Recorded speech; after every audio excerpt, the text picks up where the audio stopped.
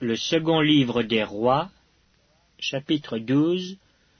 La 7e année de Jéhu, Joas devint roi, et il régna 40 ans à Jérusalem. Sa mère s'appelait Tsibja de Beer-Shéba. Joas fit ce qui est droit aux yeux de l'Éternel tout le temps qu'il suivit les directions du sacrificateur Jéhojada.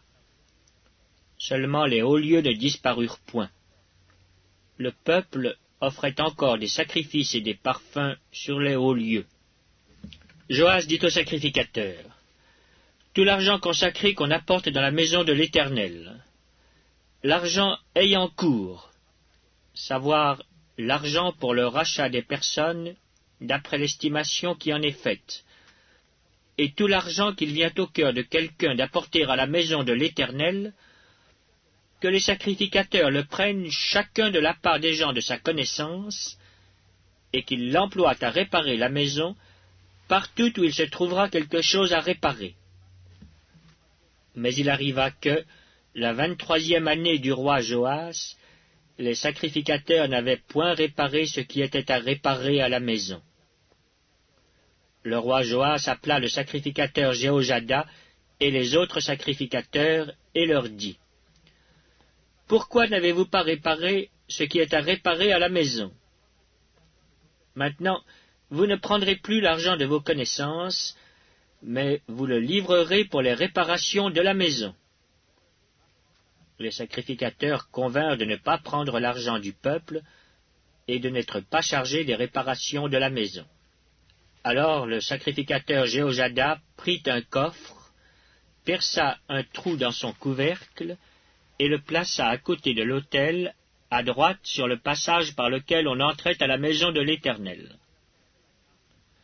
Les sacrificateurs qui avaient la garde du seuil y mettaient tout l'argent qu'on apportait dans la maison de l'Éternel.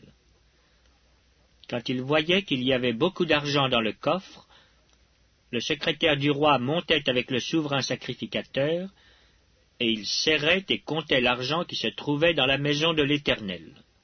Il remettait l'argent pesé entre les mains de ceux qui étaient chargés de faire exécuter l'ouvrage dans la maison de l'Éternel.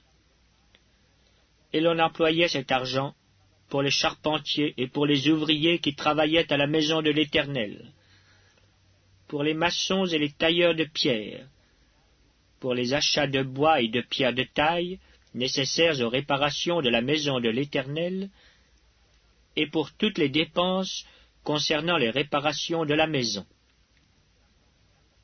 Mais, avec l'argent qu'on apportait dans la maison de l'Éternel, on ne fit pour la maison de l'Éternel ni bassin d'argent, ni couteau, ni coupe, ni trompette, ni aucun ustensile d'or ou d'argent.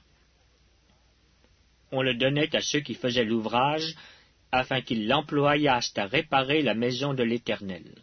On ne demandait pas de compte aux hommes entre les mains desquels on remettait l'argent, pour qu'ils le donnassent à ceux qui faisaient l'ouvrage, car ils agissaient avec probité.